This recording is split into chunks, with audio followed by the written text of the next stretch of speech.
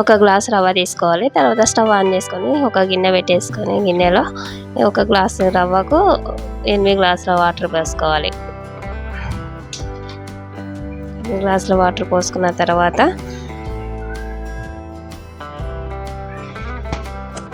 ఒక tea spoon salt వేసుకోవాలి. ఒక టీ స్పూన్ వాము వేసుకోవాలి. ఒక టీ స్పూన్ జీలకర్ర, ఒక టీ స్పూన్ పచ్చిమిర్చి వేసుకోవాలి. ఒక టీ స్పూన్ నువ్వులు వేసుకోవాలి.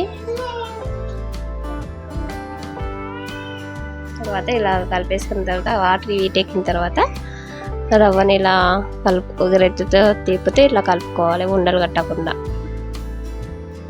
ఇట్లా కలిపేసుకోవాలి. తర్వాత మొత్తాన్ని ఒక 5 మినిట్స్ ఇట్లా ఉడికించిన తర్వాత 5-10 మినిట్స్ ఇట్లా ఉడికించుకోవాలి. ఉడికించుకున్న తర్వాత ఈ విధంగా అయింది. పిండి అనేది ఈ విధంగా ఉండాలి, దోశ పిండిలాగా ఉండాలి. తర్వాత ఒక కవర్ వేసుకొని కవర్పై ఇట్లా వడియాలు ఒక గరిటె తీసుకొని ఇలా ఈ విధంగా వేసుకోవాలి.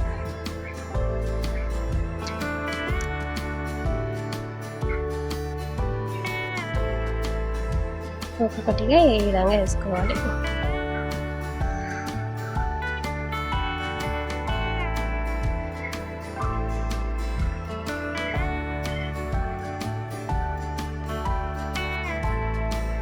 ఈ విధంగా పెట్టుకోవాలి మొత్తానికి.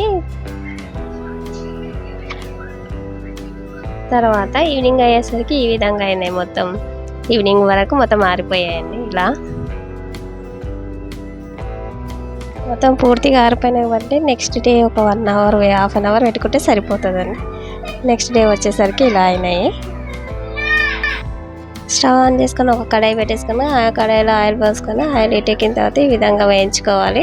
వేయించుకున్న తర్వాత ఇవి చిన్నపిల్లలు ఎంత ఇష్టంగా తింటారు, లేదా చిన్నపిల్లలకు బాక్స్లోకి బాగుంటాయి.